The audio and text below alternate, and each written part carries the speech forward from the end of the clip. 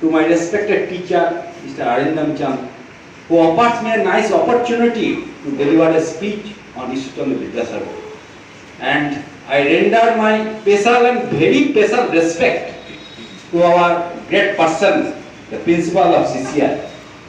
And equally, I pay my respect and honor wishes to all the new respected honorable guests.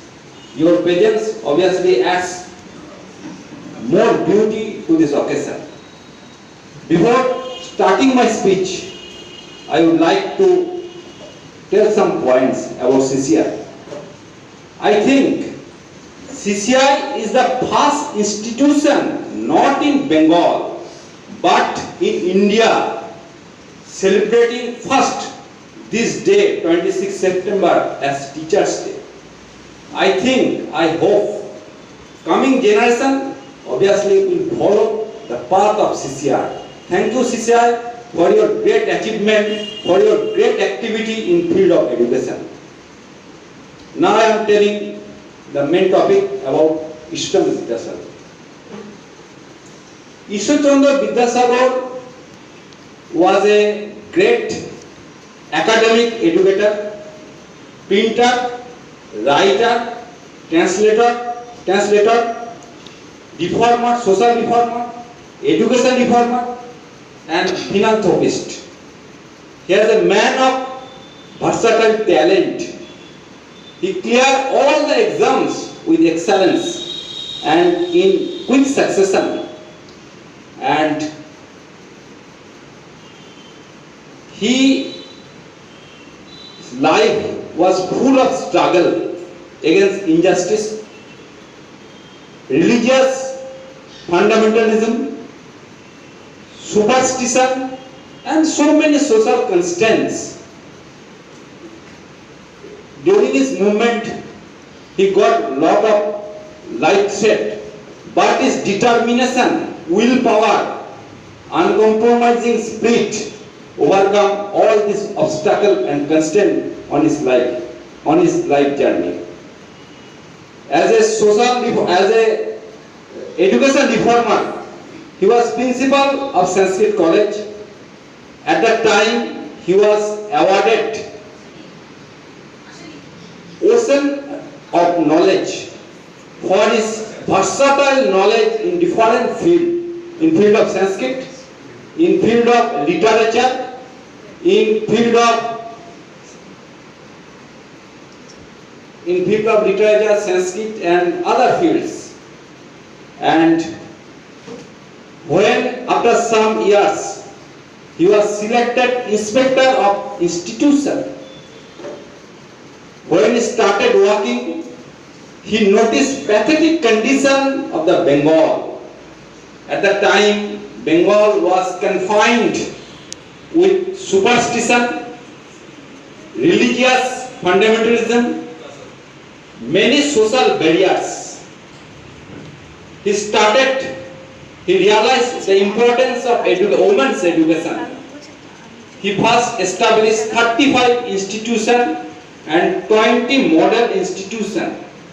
At that time, girls were not allowed to go to the institution by their parents under social stress.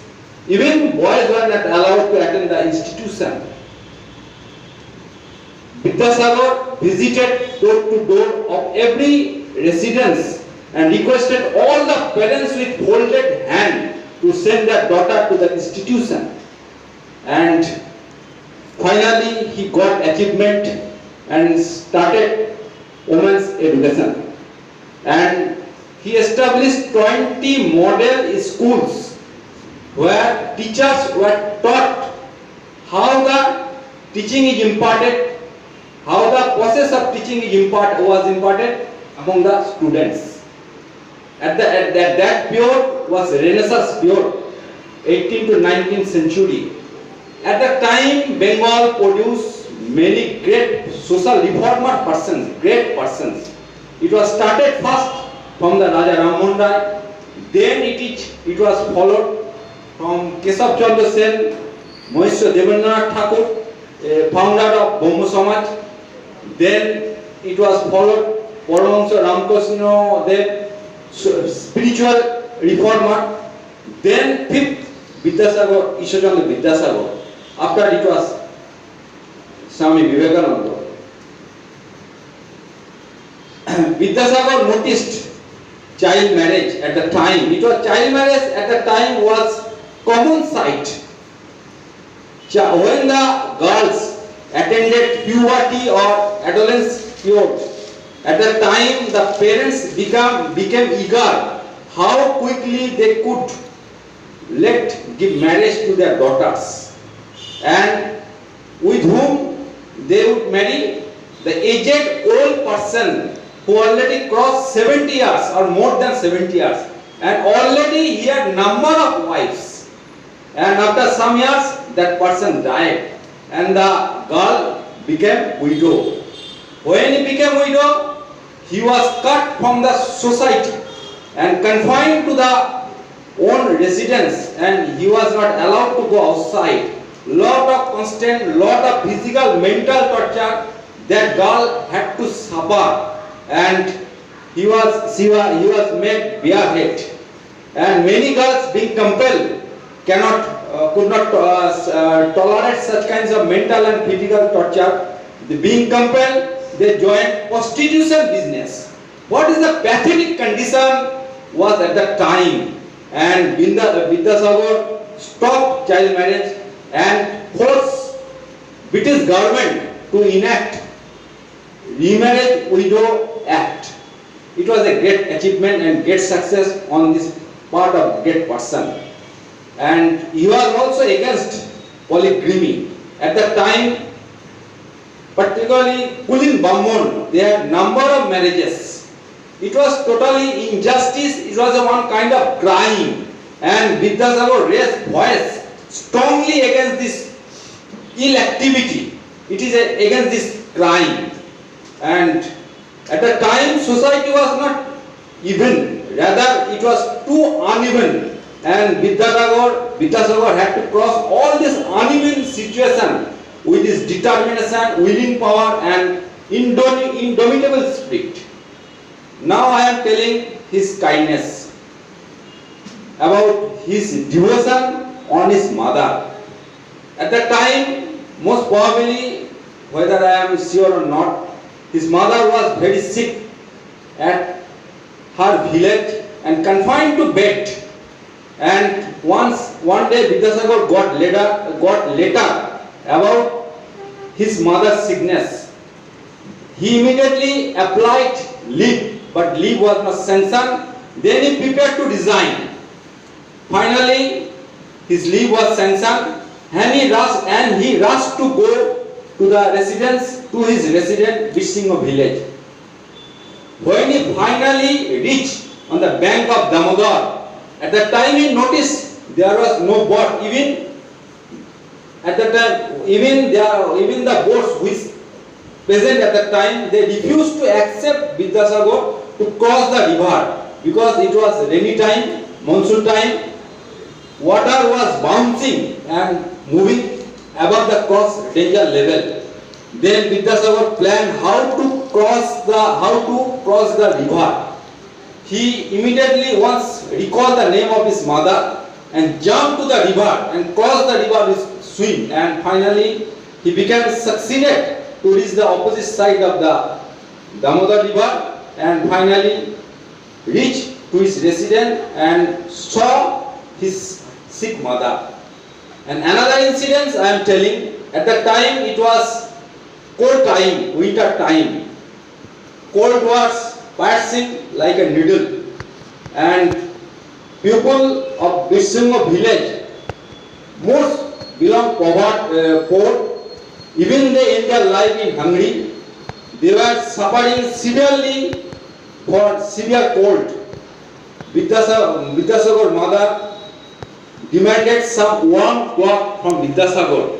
Immediately Vidyasagar purchased that warm cloth and were distributed among the poor people by his mother. This person has such level of kindness, and also number of times he renders assistance service to the Michael Madhusudan. At that time, Michael's life was very pathetic and was suffering a lot of financial constraint.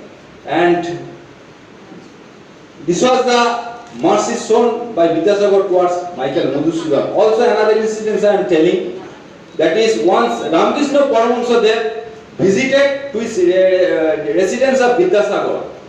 When he finally reached at the door of the residence of Vidyasagar, Vidyasagar welcomed Ramakrishna Paramahansa there, and Ramakrishna Paramahansa there entered inside the room of Vidyasagar and sat in front of Vidyasagar.